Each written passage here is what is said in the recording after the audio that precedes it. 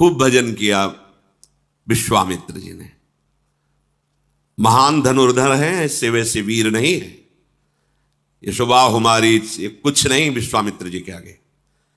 तप में देखो तो अद्वितीय, और अस्त्र विद्या में देखो तो अद्वितीय, और भाग्य तो ऐसा है कि जन्मे कुशिक वंश में और स्थिति प्राप्त की ब्रह्म ऋषि की। अद्भुत। आज सौभाग्य उदय हुआ अपने भजन को आंखों से देखने का। महाराज चक्रवर्ती सम्राट परम प्रेमी अवध नरेश श्री दशरथ जी के दरबार में पधारे विश्वामित्र जी। दशरथ जी ने आनंद पूर्वक, वैसे ही आह्लाद आनंद मगन, क्योंकि आनंद सिंधु आंगन में खेल रहा है, तो विचार किया कि आशीर्वाद देने विश्वामित्र जी आए हैं। अर्घपाद्य पूजन आदि करके उच्च सिंहासन पर विराजमान करके चरणों में प्रणाम करके बैठ गए। आज्ञा कीजिए भगवान। वशिष्ठ जी विश्वामित्र जी बड़े प्रेम से मिले। विश्वामित्र जी ने कहा, मैं एक कार्य हेतु आया हूं। हम ऋषिजन जब यज्ञ करते हैं, ध्यान परायण होते हैं, उस समय दुष्ट जन हमारे यज्ञ को नष्ट कर देते हैं। रावण की आज्ञा थी कहीं भी कोई भी साधन भजन ना करने पावे। जो बड़े मंत्रवेत्ता है उनके समीप तो नहीं आते, मारते तो नहीं, उनको इतनी सामर्थ्य नहीं, पर वो विध्वंस कर देते हैं, ध्यान भंग कर देते हैं, यज्ञ नष्ट कर देते हैं। तो हम आपसे प्रार्थना करने आए हैं, मांगने आए हैं आपसे, आप अपने बड़े पुत्र श्री राम को हमें प्रदान कीजिए, जिससे हमारी यज्ञ की रक्षा करेंगे। सावधान होकर रक्षा में रहेंगे तो हम ध्यानस्थ होकर प्रभु का चिंतन करेंगे। ये बात सुनते ही दशरथ जी कांप गए। हाथ जोड़ करके उनके चरणों के समीप जाकर कहा, भगवान यदि आप ये सम्राट पद मांगे तो अभी मैं छोड़कर चला जाऊं, प्राण मांगे तो मैं अभी दे दूं। वैसे सब हमारे प्राणों से प्रिय पुत्र हैं, पर राम को प्रभु ये हमसे नहीं हो सकता। वशिष्ठ जी की तरफ देखकर विश्वामित्र जी ने कहा, इनको समझाइए। वशिष्ठ जी ने कहा, महाराज आपका यश होगा, कुमारों का मंगल होगा, आप मेरी बात मान करके अपने पुत्रों को इनके प्रदान कर दीजिए। गुरु आज्ञा, देखो गुरु आज्ञा पर कोई प्रश्न नहीं होता। अब बोलने की कोई गुंजाइश नहीं, गुरुदेव ने कह दिया। राम लक्ष्मण को बुलाया। लक्ष्मण जी छाया की तरह भगवान के साथ रहते हैं। आपको विश्वामित्र जी ने अपनी यज्ञ रक्षा हेतु हमसे मांगा है, बहुत सावधानी पूर्वक रहना। और इसी से कहा कि विश्वामित्र जी से कि मानो आप हमारे प्राण लिए जा रहे हो भगवान, अगर जरा सा भी कुछ तो हमारे प्राण निकल जाएंगे। वहां से आदेश लेकर माताओं को प्रणाम करके प्रभु विश्वामित्र जी, ये भजन का फल साथ चल रहा है। पुरुष सिंह दो वीर, हरसि चले मुनि भय हरन, कृपा सिंधु मति धीर, अखिल विश्व कारण करन। पुरुष सिंह श्री राम लक्ष्मण मुनियों का भय हरण करने के लिए, भक्तों का भय हरण करने के लिए प्रसन्न होकर जा रहे, उदास नहीं कि मैं अपने परिजनों से वियोग प्राप्त कर रहा हूं। बहुत प्रसन्नचित्त, सेवा मिली है हमें, महर्षियों की सेवा मिली। प्रभु आनंद मगन होकर के उनके साथ जा रहे हैं। अरुणिमा छाई हुई कमल नयन, विशाल वक्षा स्थल, अजान बाहु लंबी भुजाएं, नील कमल श्याम तमाल के समान कांति, बिजली की कांति जैसा पीतांबर धारण किए हुए, तरकस पीठ पर और धनुष बाण हाथों में। श्याम गौर जोड़ी विश्वामित्र जी आगे बार बार प्रभु की छवि देखते हैं। जान गया प्रभु आप अपने भक्तों से कितना प्यार करते हैं। आप हम जैसे अपने भक्तों के लिए माता पिता और महल के सुख का त्याग कर हमारे साथ चल रहे हैं। मगन होकर जा ही रहे थे कि भयानक आवाज आई। विश्वामित्र जी ने रुको। भगवान श्री राम जी ने कहा कि आवाज कैसी थी भगवान? बोले एक बहुत भयानक राक्षसी रहती है, वो गंध मात्र से जान लेती है कि कोई वन में प्रवेश किया, वही राक्षसी है। पहले को सामने दिखाई दी पर्वताकार राक्षसी, ताड़का नाम था। वो क्रोध में भर करके विश्वामित्र जी की तरफ और प्रभु की तरफ दौड़ी। भगवान हर समय सावधान चल रहे हैं। यहां एक हाथ धनुष पर और एक बाण पीठ में तोड़े, निकालने की जरूरत नहीं। और प्रभु का बाण अमोघ है, संधान किया जाता है तो लक्ष्य का भेद करके पुनः अपने प्रभु के हाथ में आ जाता है। प्रभु ने तत्काल बाण संधान किया। जे ही भगवान के बाण का स्पर्श हुआ, ताड़का अपने राक्षसी स्वरूप को छोड़कर भगवत स्वरूप को प्राप्त हो गई। भगवान के बाण के स्पर्श से मुनिजन वांछित दुर्लभ पद प्राप्त हुआ है, जो बिल्कुल घोर निशाचर हैं, असुर भाव से युक्त हैं। भगवान का अवतार केवल मंगल के लिए, केवल मंगल। ऐसे ही कृष्णावतार में छठी के दिन पूतना का, जैसे प्रभु का लीला प्रारंभ हो रहा है उद्धार के लिए, ताड़का, उधर सब छठी के दिन ही पूतना आ गई थी, उत्सव मनाया जा रहा था। वो गति सुखदेव जी आनंद मगन होकर कहते, जो मैया यशोदा को गति मिलनी है वो गति पूतना को दी। ऐसा दयालु कौन होगा? बड़े बड़े महात्मा जन जिनकी आराधना करते रहते हैं, वो पदवी ताड़का को प्रभु ने प्रदान की। जे ही बाण प्रवेश किया शरीर, निष्पाप हो गई, दिव्य रूप धारण कर भगवत धाम को गई। विश्वामित्र जी ने देखा, निर्भय हो रहे हैं विश्वामित्र जी, और बोले कि आज मैं तुम्हें ऐसी विद्या प्रदान करता हूं कि तुम्हें कभी भूख नहीं लगेगी और कभी प्यास नहीं लगेगी। कभी भूख प्यास नहीं लगेगी, ऐसी विद्या प्रदान की। तुम्हारे शरीर में अतुलित तेज और बल है। मैंने जितने दिव्यास्त्र सीखे हैं वो सब तुम्हें प्रदान करता हूं। वैसे तो सब प्रभु से ही प्रकट हुए, पर लीला में विश्वामित्र जी ने दिव्यास्त्र भगवान को प्रदान किए। सुखपूर्वक आश्रम में प्रभु विराजमान हुए। बहुत से ऋषि मुनि अपने अपने आश्रमों से आकर के प्रभु के दर्शन कर रहे हैं और आशीष देते हैं और निर्भय हो जाते हैं कि अब हम सब ध्यान भजन यज्ञ निर्भय होकर करेंगे, क्योंकि श्री राम लक्ष्मण रक्षा के लिए है। ऐसा नहीं कि प्रभु विश्वामित्र जी या उन्हीं मुनियों की रक्षा के लिए हैं, आपकी भी रक्षा के लिए। आप भजन करो।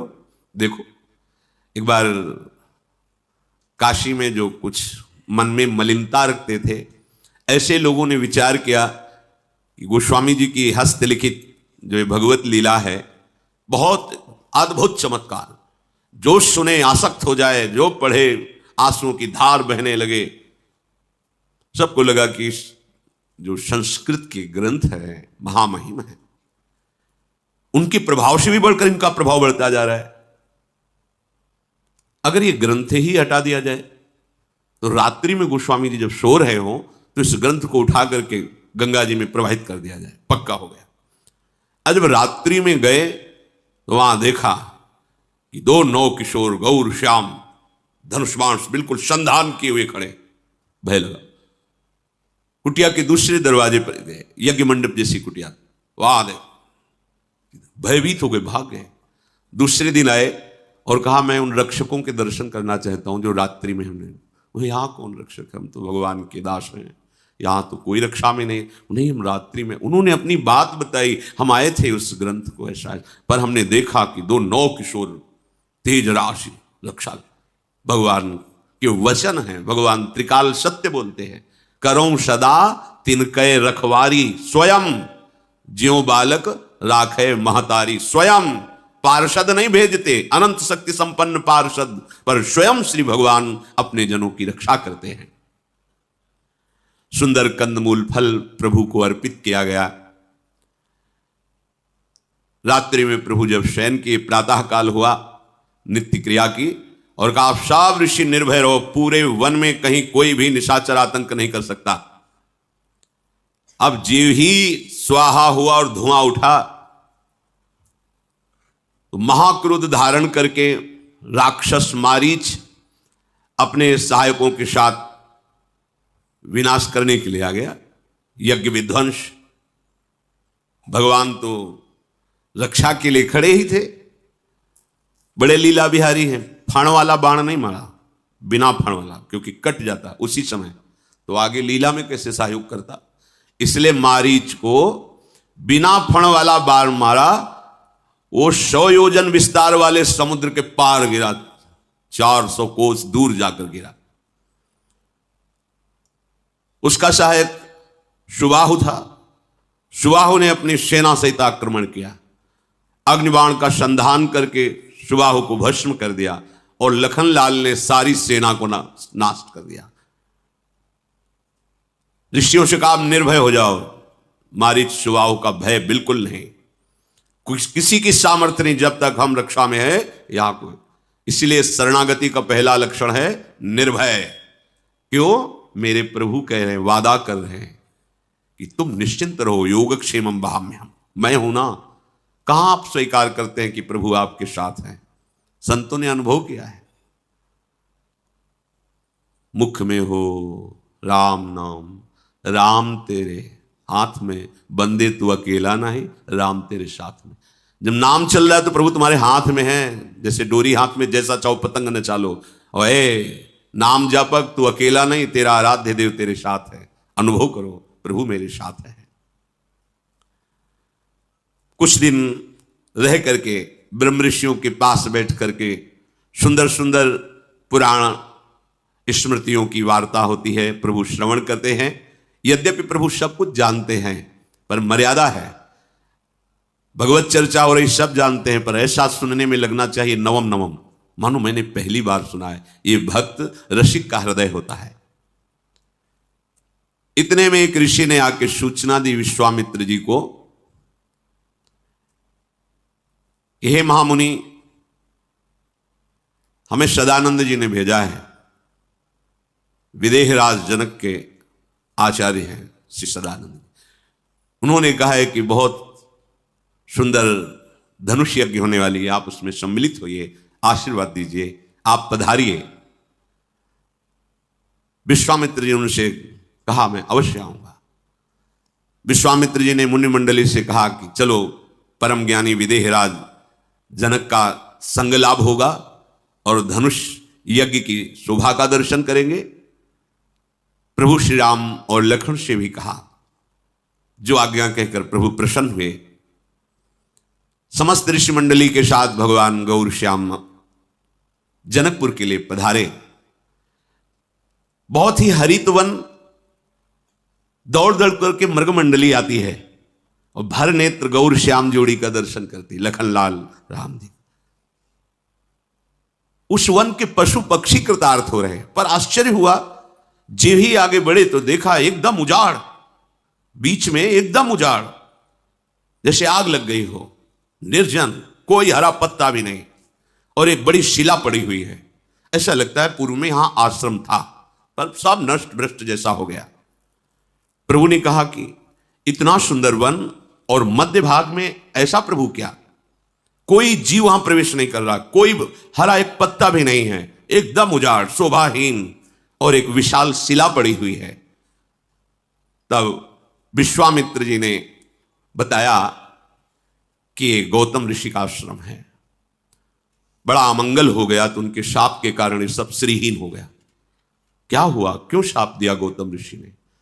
तो बताया कि उनकी पत्नी जो अहिल्या जी थे, बहुत ही सुंदर, सर्वांग सुंदर, इतनी सुंदर थी कि अप्सराओं के मध्य में रहने वाले देवराज इंद्र को अप्सरा भी फीकी लगने लगी। और स्वयं आकर मृत्युलोक में जब देखा अहिल्या जी को, तो उनका हृदय गलत भाव से युक्त हो गया, काम भाव से युक्त हो गया। अब इतनी सामर्थ्य नहीं थी कि ऋषि के होते हुए वो गलत भाव लेकर आश्रम में प्रवेश करें। सही भाव से होता तो उनका पूजन भी होता। आदर कोई भी ऋषि हो, जैसे राजा पधारता है तो अर्घ आदि देना, ये शास्त्रीय सिद्धांत है। राजा के आने पर उसे भगवान को स्वरूप मानते, ऐसी ऋषि परम, वो ऋषियों के चरणों में प्रणाम करते, वो उनका आदर करते। फिर वो तो देवराज है, पर मन में कलुषता है, कलमुषता है, तो सामने जा नहीं सकते, अवसर देख रहे हैं। प्रातःकालीन ब्रह्म मुहूर्त में स्नान करने के लिए वो निकलते थे गौतम ऋषि। तो उसने अपनी माया से रात्रि में ही, उस समय कोई घड़ी देखने का तो था नहीं, मुर्गा आवाज दिया, मानो ब्रह्म मुहूर्त हो गया। मुर्गा की आवाज आई, उनको लगा कि ब्रह्म मुहूर्त हो गया, शायद ध्यानस्थ होने के कारण मुझे रात्रि का पता नहीं चला। और वो स्नान के लिए जे ही निकले तो गौतम ऋषि का रूप धारण करके देवराजन अहिल्या के समीप। अहिल्या जी ने कोई विचार ही नहीं किया, क्योंकि कोई शंका हो तो हो। इधर जब वहां जल के समीप गए तो वह वरुण देवता के पार्षदों ने कहा कि आपके साथ छल किया गया है, इस समय तो मध्य रात्रि होने जा रही है, अभी आप ब्रह्म मुहूर्त का समय कैसे मान लिए? ये सब मायाकृत आवाज थी और आपके आश्रम में बड़ा ही छल भरा कार्य हुआ है और वो देवराजेंद्र कर रहा है। ऐसा सुनते कि इतनी ताकत, इतनी हिम्मत, हमारी कुटिया में अपवित्रता, सीधे मुड़े। वहां गए तो बड़ी शीघ्रता से भयवश निकल ही रहे थे देवराज। अब तो गौतम ऋषि के सामने गौतम ऋषि बने हुए देवराजन, गौतम ऋषि ने कहा छल का त्याग कर। तत्काल देवराजेंद्र के रूप में, तुम त्रिभुवनपति हो, तुम्हारा कार्य है पिता की तरह पूरे त्रिभुवन का पालन करना। एक हमारी पतिव्रता पत्नी को दूषित कर दिया तुमने, तुम्हें भग इतना प्रिय है, हाथ में जल लिया और कहा शास्त्र भग तेरे शरीर में हो जाए, 1000 योनियां तेरे शरीर में प्रकट हो जाए। अब तो चरणों में गिर, महाराज मेरी रक्षा करो, मुझसे गलती हो गई। बहुत प्रकार से विनय की। तब कहा जब भगवान श्री राम प्रकट होंगे और जब तुम उनका दर्शन पाओगे तो यही सहस्त्र भग, सहस्त्र नेत्र बन जाएंगे। जाओ।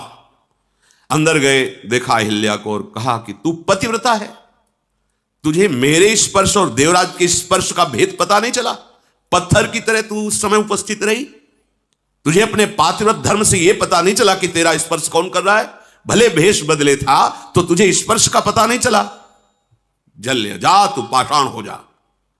पाषाण होते हुए प्रार्थना की कि भगवान मैंने तो सिर्फ आपको ही देखा था, मैं समझी आप कृपा करो, मेरा यद्यपि मैं अपावन हो चुकी हूं पर मेरा इसमें दोष नहीं था। विनय की। उनका जब भगवान श्री राम अपने श्री चरण से स्पर्श कर देंगे तब तुम अपने स्वरूप को प्राप्त हो जाओगी और संपूर्ण प्रकृति को साथ दिया उस आश्रम की, तुम सब यहां चेतन हो, मेरे तप से सुरक्षित हो, किसी ने मुझे संकेत नहीं किया। जब उजाड़ हो गए, उसी समय जैसे आग लग जाए ऐसे सब चेतनाहीन हो गए। विश्वामित्र जी ने कहा प्रभु ये आपके चरण स्पर्श की लालसा से अहिल्या जी शिला बनी हुई पड़ी है, आप कृपा करो। गौतम नारी श्राप बश उपल देह धरि धीर, चरण कमल रज चाहती, कृपा करहु रघुबीर। हे रघुनंदन, आप अपने श्री चरणों से शिला का स्पर्श करो। विश्वामित्र जी की ऐसी आज्ञा हुई। भगवान ने करुणा करके अपना चरण बढ़ाया, जे ही स्पर्श किया परशत पद पावन, शोक न सावन, प्रगट भई तप पुंज सही, देखत रघुनायक जन सुखदायक, सन्मुख होई कर जोरी रही, अति प्रेम अधीरा पुलक शरीरा, मुख नहीं आवे बचन कही, अतिशय बड़ भागी चरणनि लागी, युगल नयन जलधार बही। जे ही प्रभु के पावन श्री चरणारविंद का स्पर्श हुआ, वो जो एक शिला पड़े, तत्काल दिव्य तेजोमयी रूप धारण किए हुए अहिल्या जी प्रकट हो गई। हाथ जोड़ा, हे अपने शरणागतों की रक्षा करने वाले, भक्तों को सुख देने वाले प्रभु। आंखों से अश्रु चल रहे, रोमांच हो रहा है, प्रेम की अधीरता बढ़ रही। आपने अमोघ कृपा की और चरणों में गिर पड़े। प्रभु की बार बार चरण स्पर्श कर रहे। दोनों नेत्रों से जो अश्रु बिंदु है, मानो अपने अश्रु बिंदु से अहिल्या प्रभु के चरणों को पखार रहे हैं। फिर धैर्य धारण किया, धीरज मन कीन्हा प्रभु कहूं चीन्हा, रघुपति कृपा भगति पाई, अति निर्मल बानी स्तुति ठानी, ज्ञान गम्य जय रघुराई। मैं नारी अपावन प्रभु जग पावन, रावण रिपु जन सुखदाई, राजीव विलोचन भव भय मोचन, पाहि पाहि सर नहीं आई। धैर्य धारण करके बार बार प्रभु श्री हरि के रूप का पान कर रहे हैं। हे प्रभु, आप कृपा करके अविरल भक्ति प्रदान करें। हे ज्ञान से जानने में आने वाले प्रभु, आपकी जय हो। यद्यपि मैं अपवित्र हो गई थी, नाथ आपके परम पावन चरणों का स्पर्श करके मैं पावन हो गई। हे जगत को पवित्र करने वाले, भक्तों को सुख देने वाले, जो दूसरों को सदैव रुलाता रहता है, ऐसों को आप दंड देते हैं। हे कमल नयन, हे संसार के भय से छुड़ाने वाले, जन्म मृत्यु से मुक्त करने वाले, मैं आपकी शरण में आई हूं। त्राहिमाम त्राहिमाम। प्रभु, आज मुझे बड़ा सुख मिल रहा है। मेरे प्राणपति मुनि ने जो मुझे शाप दिया, आज मुझे वरदान लग रहा है। मुनि शाप जो दीन्हा अति भल कीन्हा, परम अनुग्रह मैं माना। देखूं भरी लोचन हरि भव मोचन, यह लाभ शंकर जाना। बिनती प्रभु मोरी मैं मति भोरी, नाथ न मांगूं बर आना। पद कमल परागा रस अनुरागा, मम मन मधुप करे पाना। जो मुनि ने शाप दिया, आज मुझे बहुत अच्छा लग रहा है, मानो मुझे वरदान दिया। बड़ा अनुग्रह मांगती हूं अपने पति का, जो मुझे शाप दिया। क्योंकि संसार से छुड़ाने वाले, भवबंधन से मुक्त करने वाले, हे प्रभु श्री हरि, मैं आज नेत्र भर करके आपको देख पा रही हूं, देख ही नहीं पा रही, आपके चरणों का स्पर्श प्राप्त किया। भगवान शंकर जी सबसे बड़ा लाभ यही मानते हैं कि हरि का साक्षात्कार हो जाए, यह लाभ शंकर माना। मैं बुद्धि की बड़ी भोली हूं, बस नाथ मेरी एक ही विनती है, मैं और कुछ नहीं चाहती। अब केवल यही चाहती हूं कि मेरा मन रूपी भौरा आपके श्री चरण कमल का पराग पान करके उन्मत्त बना रहे, अर्थात आपकी प्रेम रस में मेरा मन डूबा रहे। आहा, मुझे आज कितना बड़ा सौभाग्य मिला। जेहि पद सुर सरिता परम पुनीता, प्रगट भई शिव शीस धरी। सोई पद पंकज जेहि पूजत अज, मम सिर धरऊ कृपालु हरि। यही भांति सिधारी गौतम नारी, बार बार हरि चरण परी। जो अति मन भावा सो बर पावा, गए पति लोक आनंद भरी।